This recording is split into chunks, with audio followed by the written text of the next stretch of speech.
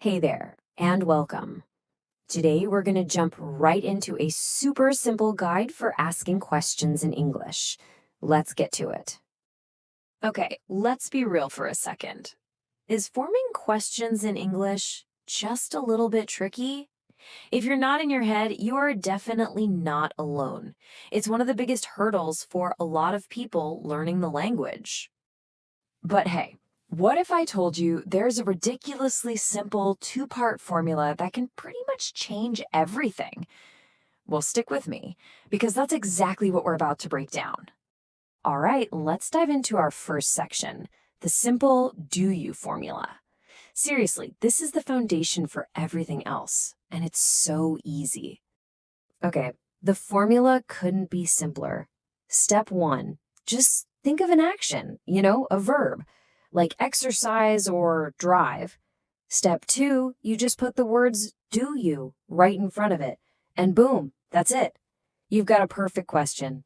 Now, it's important to know what kind of question this makes. It's called a yes/no question, and that's because, well, the answer is always going to be simple. Yes, I do, or no, I don't. It's a fantastic starting point. All right, ready for a little practice? Let's do a quick fire round. Do you exercise? Do you drive? Do you work? Do you eat pizza? Do you speak English? See that pattern?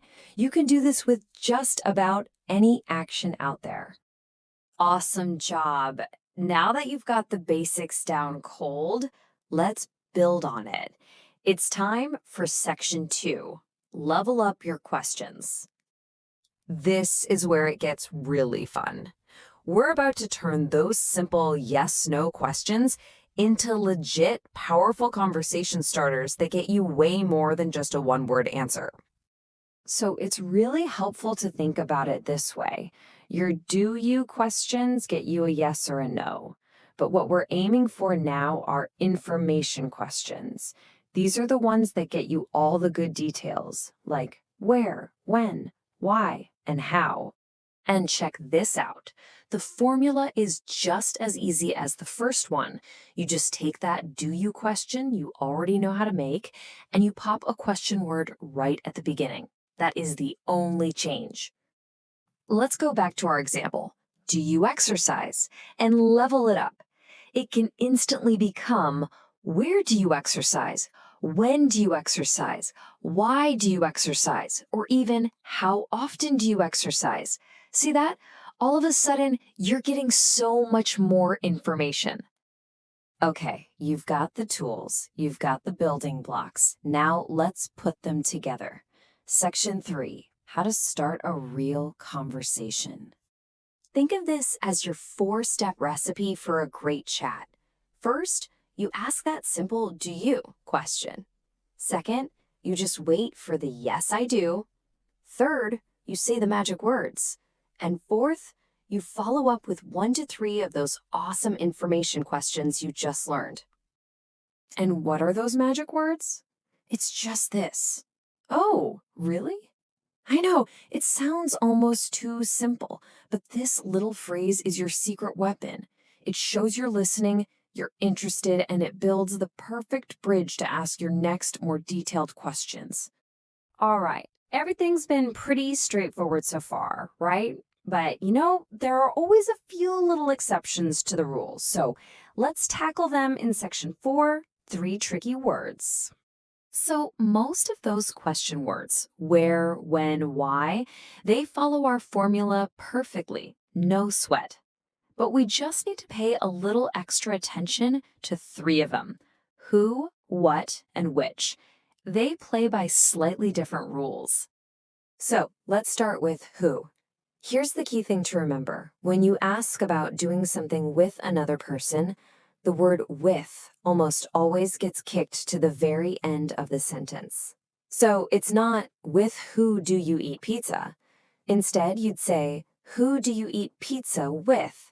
That's just how it flows naturally. Okay, now for what and which. With these two, the thing you're asking about, the noun, has to stick to them like glue. You can't separate them. So you wouldn't say, what do you play video games? You'd say, what video games do you play? This keeps everything super clear. You've got the rules, you've got the exceptions. Now for what is definitely the most important part of all, your turn to practice. All right, let's do this right now. Imagine I ask you, do you like to travel? And you answer, yes, I do. What's the very first thing you say back to me? Yep. Oh, really? Perfect. Now think for a second. What 3 information questions could you ask me?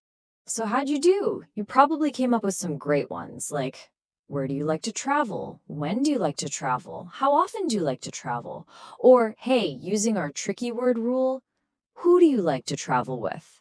Any of those are absolutely fantastic. And that's really the whole point here. Asking questions isn't this big, scary, difficult thing.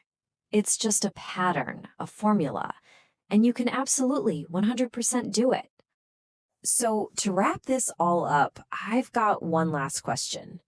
From me to you, do you watch our explainers? I'm going to bet the answer is yes, I do.